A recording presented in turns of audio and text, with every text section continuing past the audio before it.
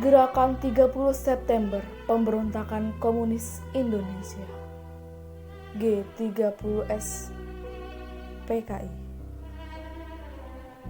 Peristiwa yang terjadi selewat malam 30 September sampai 1 Oktober 1965 menjadi sejarah kelam negeri tercinta. Yang dihinakan oleh fitnahan, dihinakan oleh khianatan, dihinakan oleh penganiayaan. Di mana dibantainya 6 jenderal 1 perwira dalam 6 jam 1 malam oleh para pemberontak komunis Indonesia. Saat itu, PKI berhasil mengadu domba, menebar isu tentang berkhianatnya Dewan Jenderal Angkatan Darat dan isu Bung Karno yang jatuh sakit. Sehingga PKI dapat melancarkan siasat busuknya tepat pada 1 Oktober 1965. Cakrabirawa Letnan Kolonel Untung mengutus Letnan Abdul Arif untuk menangkap 7 jenderal besar Indonesia. Jenderal Ahmad Yani, Raden Suprapto Haryono, Donald Ishak, Sutoyo, Siswondo Parman, dan 1 perwira Pierre Tenden adalah pahlawan revolusi yang terbunuh dan disiksa di lubang tak berguna, lubang buaya.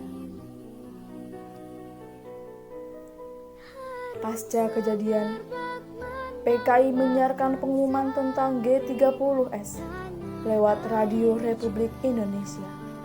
Dengan bersembunyi di balik dalih keamanan negara, PKI berusaha menggulingkan pemerintahan Bung Karno dan menggantikan negara kesatuan menjadi komunis.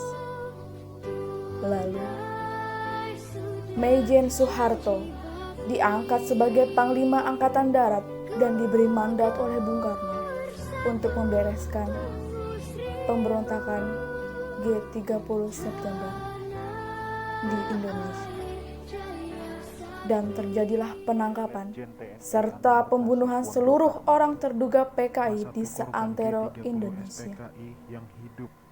di mana udara yang lembab membawa bau busuk mayat-mayat serta sungai-sungai kecil yang benar-benar menjadi darah. Di beberapa bagian tubuh saya. Siapa yang harus disalahkan? Sama seperti halnya Jenderal Dan siapa yang harus bertanggung jawab? Dibentuknya angkatan kelima oleh PKI itu. Juga karena Peristiwa saya G30 September Dewan Jenderal tidak bisa dilihat Karena sebagai itu semua dosa fitnah tunggal kejam dari dari PKI mereka itu. Saya Maijen Semua TNI Anumerta Sutoyo telah menjadi Siswowi sejarah Harjo. yang Saya sampai salah sekarang satu korban sulit G30 untuk SPKI kita dalam keadaan pahami hidup sendiri. saat saya dibawa ke daerah Lubang Buaya.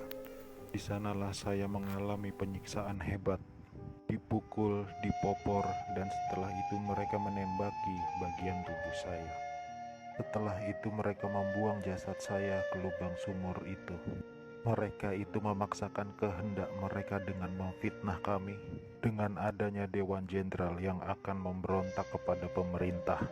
Kami ini prajurit TNI sudah disumpah untuk setia kepada negara, maka tak perlu diragukan lagi kesetiaan kami kepada pemerintah dan NKRI.